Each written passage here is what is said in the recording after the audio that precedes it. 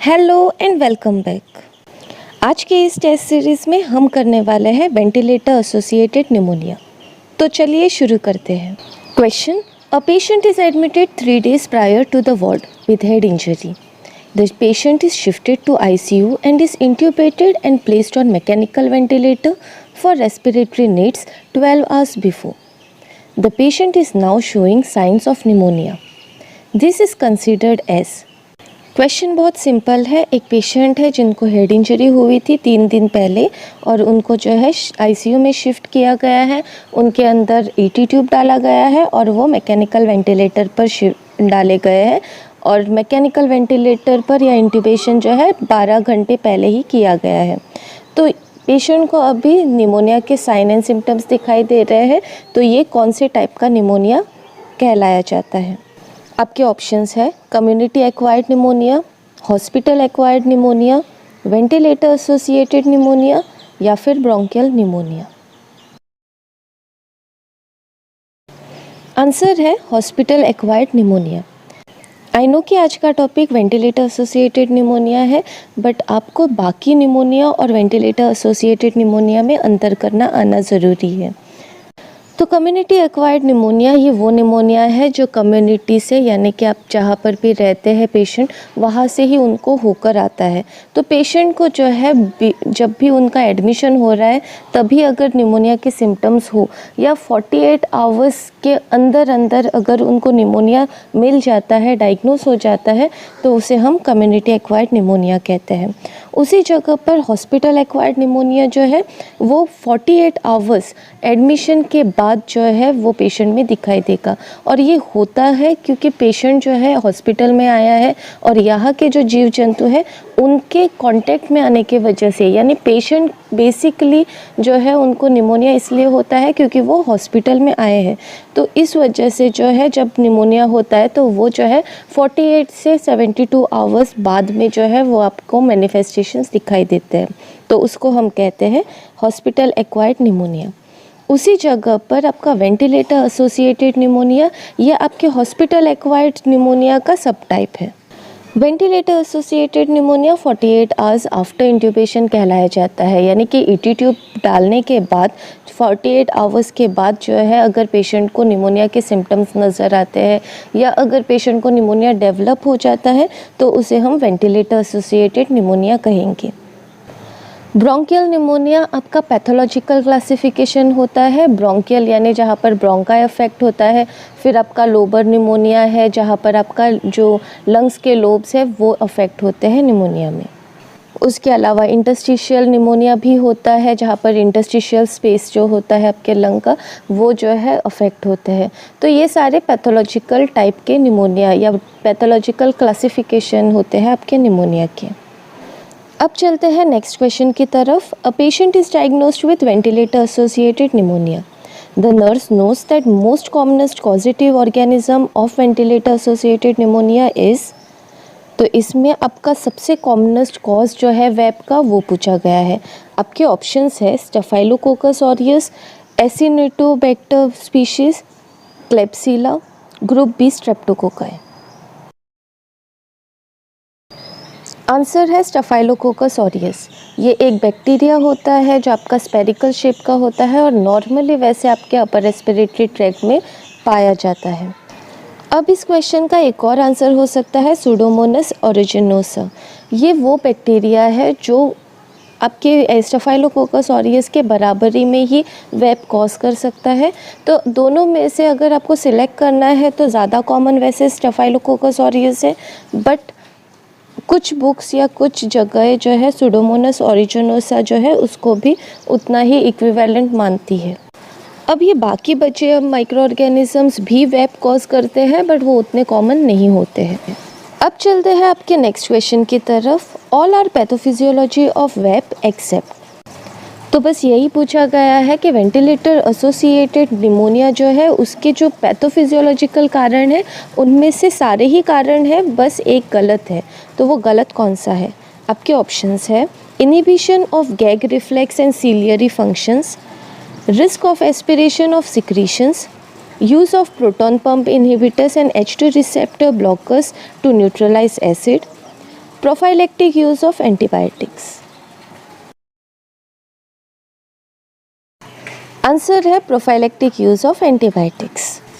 हम इन्फेक्शन होने के पहले जो एंटीबायोटिक्स दे देते हैं उससे वेप जो है वो प्रिवेंट होता है, तो वो आपके वेंटिलेटर एसोसिएटेड निमोनिया का कारण नहीं बन सकता है। हाँ, बाकी सारे जो रीज़न्स हैं वो ज़रूर आपके वेंटिलेटर एसोसिएटेड निमोनिया को कॉज करते हैं। जैसे आपका गैग रिफ्लेक्स हो गया, ईटी ट्यूब जब भी डाला जाता है वो ओरल कैविटी से आपके ट्रेकिया में एंटर करता है, तो गैग रिफ्लेक्स जो है वो नहीं हो पाता है, वो इनहिबिट हो जाता है। और गैग रिफ्लेक्स एक प्रोटेक्टिव रिफ्लेक्स है जिससे अगर कोई भी ऐसी सब्सटेंस या कोई भी स्प्यूटम जो है उसको बाहर निकालने में मदद होती है, और वो जो है वो नहीं हो पाता है, जिस वजह से सिक्रीशंस लोअर ट्रैक्ट में आराम से जा पाते हैं और वहाँ निमोनिया कॉज कर सकते हैं। सेम थिंग आपके सिलियरी फंक्शन में भी होता है। सिलियरी फंक्शंस या सिलिया जो है वो आपके हेयर लाइक स्ट्रक्चर होते हैं जो आपके अपर रेस्पिरेटरी ट्रैक्ट को कवर करते हैं।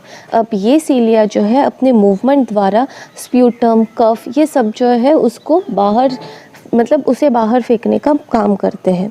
अब क्योंकि ईटी ट्यूब डाला गया है तो ये जो फंक्शन है वो भी डिक्रीज़ हो जाता है, जिस वजह से निमोनिया के चांसेस बढ़ जाते हैं। अब उसी के साथ साथ जब भी पेशेंट जो है उसको वेंटिलेटर पर डाला जाता है या कोई आर्टिफिशियल एयरवे डाला जाता है तो उसका रिस्क ऑफ एस्पिरेशन जो है वो बढ़ जाता है। एस्पिरेट करना यानी जो आपका फूड कंटेंट है या स्टमक कंटेंट है वो आपके रेस्पिरेटरी ट्रैक्ट में पहुंच जाता है, उसे हम एस्पिरेशन कहते हैं। तो अगर ये पहुंच गया आपके रेस्पिरेटरी ट्रैक्ट में तो वहाँ पर इन्फेक्शन ज़रूर कॉज करेगा। अब आपका जो प्रोटॉन पंप इनहिबिटर्स और H2 रिसेप्टर ब्लॉकर्स है ये आपके बॉडी में या आपके स्टमक का जो एसिड है उसको न्यूट्रलाइज करने में मदद करती है। अब ये एसिड एक्चुअली प्रोटेक्टिव नेचर का होता है और ये आपके इसोफेगस तक जब भी जाता है तो वहाँ पर भी एक एसिडिक नेचर जो है वो बना कर रखता है। अब इन मेडिकेशन के वजह से एसिड जो है न्यूट्रलाइज हो जाएगा, जिस वजह से पेशेंट का जो रिस्क होता है वेंटिलेटर एसोसिएटेड निमोनिया का वो बढ़ जाता है। अब चलते हैं नेक्स्ट क्वेश्चन की तरफ। A nurse is monitoring the endotracheal tube cuff pressure. The student nurse ask how much ET cuff pressure should be maintained to effectively prevent oropharyngeal content to enter into the lower airway. Nurse answers correctly if she answers। तो question direct है, ET tube cuff pressure पूछा गया है जो आपको maintain करना पड़ता है ताकि सिक्रीशंस आपके ओरोफेरेंजियल एरिया से जो है लोअर एयरवे तक ना पहुंच सके। तो वो कितना होना चाहिए वो पूछा गया है। आपके ऑप्शंस है 5 mmHg, 10 mmHg, 15 mmHg और 20 mmHg। आंसर है 20 mmHg। द एक्चुअल रेंज जो है वो 18 से लेकर 22 mmHg होता है, तो 20 mmHg यहाँ पर करेक्ट आंसर रहेगा। इसी को अगर आपको सेंटीमीटर वाटर में कन्वर्ट करना है तो ये याद रखना कि 20 से लेकर 30 सेंटीमीटर वाटर कफ प्रेशर रहेगा। तो ये दोनों यूनिट में पूछा जा सकता है, दोनों ही आपको पता होने ज़रूरी है। ET ट्यूब का जो कफ होता है वो इसलिए होता है ताकि जो आपके सिक्रीशंस है वो आपके ओरल कैविटी से आपके लोअर एयरवेज में ना जा सके। ये कफ प्रेशर मॉनिटर करना और इसे मेंटेन करना बहुत ही ज़रूरी है, क्योंकि अगर ये अंडर इन्फ्लेटेड हो यानी कि अगर इसका प्रेशर या इसका जो दबाव है वो कम हो तो फिर जो आपके सिक्रीशंस है वो आपके ओरल कैविटी से आपके लोअर एयरवेज में चले जाएंगे। उसी जगह पर अगर ये ओवर इन्फ्लेटेड हो यानी कि बहुत ज़्यादा दबाव बना देता है तो फिर प्रॉब्लम ये होगी कि वहाँ पर ट्रेकियल जो आपके नर्व्स है या ब्लड वेसल्स है वो जो है वो कंप्रेस हो जाएंगे, वहाँ पर आपको नेक्रोसिस देखने को मिल सकता है। अब चलते हैं आपके नेक्स्ट क्वेश्चन की तरफ। Sister Disha is positioning a patient on mechanical ventilator. The nurse knows that the best position to be provided to the patient is. तो इस क्वेश्चन में आपके मैकेनिकल वेंटिलेटर पेशेंट को कौन सा पोजीशन बेस्ट रहता है वो पूछा गया है। आपके ऑप्शंस है Fowler's at 90 degree head elevation, semi Fowler's at 30 degree to 40 degree elevation, supine with pillow for 15 degree head elevation, या फिर left lateral with pillows between thighs. Answer है semi Fowler's at 30 degree to 40 degree head elevation. ये position इसलिए दिया जाता है ताकि secretions जो है वो एस्पिरेट ना हो सके। सेमी फाउलस पोजीशन में पेशेंट अगर वॉमिट भी करने की कोशिश करे तो वो आराम से वॉमिट कर सकता है और उसी के साथ साथ एस्पिरेशन का रिस्क थोड़ा कम रहता है। अगर पेशेंट को सुपाइन रखा जाएगा तो पेशेंट जो है वो बहुत जल्दी एस्पिरेट कर सकता है। Same thing left lateral position में भी हो सकता है, जबकि थोड़े चांसेस कम होते हैं क्योंकि वॉमिट जो है वो बाहर आपके साइड से जो है निकल जाते हैं। Fowler's position at 90 degree head elevation वैसे इफ़ेक्टिव हो सकता है आपके एस्पिरेशन को प्रिवेंट करने के लिए, बट मैकेनिकल वेंटिलेटर के साथ पेशेंट को फाउलस देना काफ़ी डिफ़िकल्ट टास्क रहता है, तो इसी वजह से सेमी फाउलस सबसे करेक्ट आंसर रहेगा। Next question, a doctor have ordered sedation vacation for a mechanically ventilated patient. The purpose of sedation vacation is. So question में यही पूछा गया है कि डॉक्टर ने अगर सेडेशन वेकेशन ऑर्डर किया हुआ है मैकेनिकली वेंटिलेटेड पेशेंट के लिए तो उसका पर्पस क्या रहता है। आपके ऑप्शंस हैं to assess for readiness to wean, to assess for level of consciousness of patient, to stimulate sympathetic nervous system, to talk to patient and collect information. Answer है to assess for readiness to wean. Sedation vacation एक process है जिससे हम patient की readiness यानी जो तैयारी है बिना मैकेनिकल वेंटिलेटर के सांस लेने की वो देखने की कोशिश करते हैं। तो इसमें फिजिशियन जो है सबसे लोवेस्ट सेडेशन का डोज या फिर थोड़े टाइम के लिए बिना सेडेशन के पेशेंट को रखा जाता है, जिसमें ये देखा जाता है कि वेंटिलेटर वाला पेशेंट जो है वो ब्रीथ कर पा रहा है अपने आप से या नहीं कर पा रहा है। इस कंडीशन में कुछ पैरामीटर्स चेक किए जाते हैं जिससे ये हमें पता चल जाता है कि पेशेंट रेडी है एक्सट्यूबेट के लिए या नहीं। अगर पेशेंट रेडी हो चुका है एक्सट्यूबेशन के लिए तो फिर पेशेंट का जो ईटी ट्यूब है या ट्रेक्योस्टमी है वो निकाल दिया जाता है और इसके वजह से जो है आपका वेंटिलेटर एसोसिएटेड निमोनिया का रिस्क जो है वो भी कम हो जाता है। जितना जल्दी पेशेंट एक्सट्यूबेट किया जाएगा उतना ही रिस्क जो है वेंटिलेटर एसोसिएटेड निमोनिया का वो कम रहेगा। सेडेशन वेकेशन डेली बेसिस पर किया जाएगा और हर दिन ये पता लगाने की कोशिश की जाएगी कि पेशेंट रेडी हो चुका है या नहीं। Next question, a student nurse asks the nurse when is the ideal time to change ventilator circuits of patient on mechanical ventilator. The nurse states correctly if she states. तो student nurse का question होगा nurse से कि कौन से time पर जो है वेंटिलेटर सर्किट चेंज करना सबसे आइडियल रहेगा। तो आपके ऑप्शंस हैं every 24 hourly, every 4 hourly, only when visibly soiled और फॉल्टी, आफ्टर 72 आवर्स। आंसर है ओनली व्हेन विजिबली सॉइल्ड और फॉल्टी। तो अगर आपको उस सर्किट में जो है कोई सिक्रीशंस दिख रहा है या आपको ऐसा लग रहा है कि बहुत ज़्यादा गंदा हो चुका है या अगर उसमें कोई डिफेक्ट नज़र आता है, सिर्फ तभी जो है वेंटिलेटर सर्किट पूरी तरह से चेंज किया जाता है, वरना नहीं किया जाता है।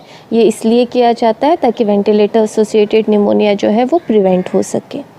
आप जितनी बार वेंटिलेटर के जो सर्किट बदलोगे उतनी बार जो है पेशेंट को रिस्क रहता है कि वो जो है सिक्रीशंस या आपके गंदे हाथ या कोई भी माइक्रो ऑर्गेनिज्म उसके रेस्पिरेटरी ट्रैक्ट में एंटर कर सके, तो इसीलिए ये अवॉइड किया जाता है। नेक्स्ट क्वेश्चन आपका इमेज बेस्ड क्वेश्चन है। One of the recommended guidelines in the web bundle of care is use of this device. Can you identify the device in the image correctly. तो जो image दिया गया है उसे identify करना है। आपके ऑप्शंस है malecot catheter, cuffless ET tube, subglottic suction, closed suctioning. Answer है सबग्लॉटिक सक्शन। तो ये जो डायग्राम दिया गया है ये है सबग्लॉटिक सक्शन।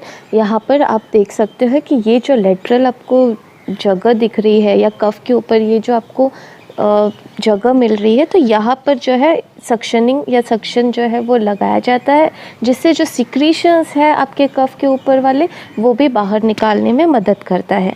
और इसी वजह से जो है, क्योंकि हमने ऑलरेडी बता तो रखा है कि वेंटिलेटर एसोसिएटेड निमोनिया सबसे ज़्यादा इस वजह से होता है क्योंकि ओरोफेरिंजियल सिक्रीशंस आपके लोअर रेस्पिरेटरी ट्रैक्ट में एंटर करते हैं। अब वो सिक्रीशंस हम निकाल रहे हैं तो रिस्क जो है आपका वेंटिलेटर एसोसिएटेड निमोनिया का वो कम रहता है। अब चलते हैं नेक्स्ट क्वेश्चन की तरफ। Most commonly used solution to provide oral care to a mechanically ventilated patient is, आपके ऑप्शंस है KMNO4, hydrogen peroxide, povidone iodine, chlorhexidine. इसका आंसर काफ़ी सिंपल था और आपने शायद देखा भी होगा, शायद आपने ये केयर दी भी होगी। तो आंसर है क्लोरहेक्सिडिन। बाकी सॉल्यूशंस भी इस्तेमाल कर सकते हैं, बट सबसे इफ़ेक्टिव या गाइडलाइंस के अकॉर्डिंग क्लोरहेक्सिडिन ज़्यादा प्रेफर किया जाता है। नेक्स्ट क्वेश्चन है, a patient on mechanical ventilator have fever and purulent discharge from the trachea. Chest x-ray does not show any pulmonary infiltrate और कैविटेशन, दिस इंडिकेट्स।